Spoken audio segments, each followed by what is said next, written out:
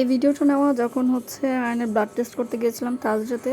ব্লাডের স্যাম্পল দেওয়ার পরে আমরা ওয়েট করছিলাম ওর বাবার জন্য, আর ও খুব ক্র্যাঙ্কি হচ্ছিল। তখন যা বলা চলে ওকে একটু ব্যস্ত রাখার জন্য এই ভিডিওটা নেওয়া।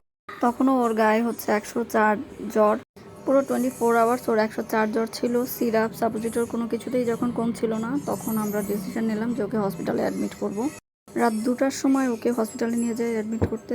দেন হচ্ছে ও একদমই ধরতে গেলে সেন্সলেসের মতোই ছিল, ঘুমাচ্ছিল। ওখানে যাওয়ার পরে ওরা হচ্ছে ইনজেক্টেবল জ্বর কমার মেডিসিন দেয় এবং সাথে সাথে হচ্ছে স্যালাইন পুশ করে। এটা ছিল হসপিটালের ব্রেকফাস্ট, কিন্তু খাওয়ার আসলে কোনো মুডই ছিল না।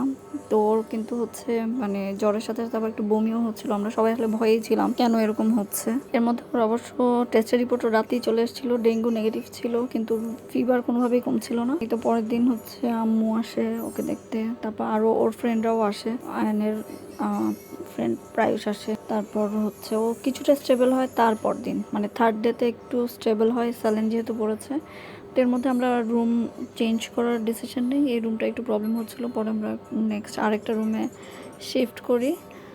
তো আয়ানের যেহেতু হচ্ছে ইনজেক্টেবল মেডিসিন দেওয়া হচ্ছিল জ্বরের জন্য, তো ওইটার পরেই একটুখানি উঠে বসতে পারছিল, কিন্তু খুবই উইক ছিল, মুখে যেহেতু কিছু খেতে পারছিল না, ওর স্যালাইন চলছিল। এই তো তারপর হচ্ছে এই তো যেদিন বাসায় ব্যাক করব ওই দিন কিছুটা একটু দুষ্টামি করছিল। এই তো এভাবেই মানে বিভীষিকাময় কয়েকটা দিন গেল। আসলে ওর জ্বরটা কিন্তু রবিবার থেকেই ছিল, থার্সডেতে ওর টেস্ট করা হয়। রবিবার থেকে জ্বরটা খুবই হালকা ছিল, আসছিল যাচ্ছিল এরকম। ওর বাবা যেহেতু ডক্টর মেডিসিন দিচ্ছিল, দেন থার্সডেতে যখন বেশি সিভিয়ার হয় তখন আমরা হচ্ছে ব্লাড টেস্ট করে এমন অবস্থা যে ওকে আসলে বাসায় রাখা যাচ্ছিল না।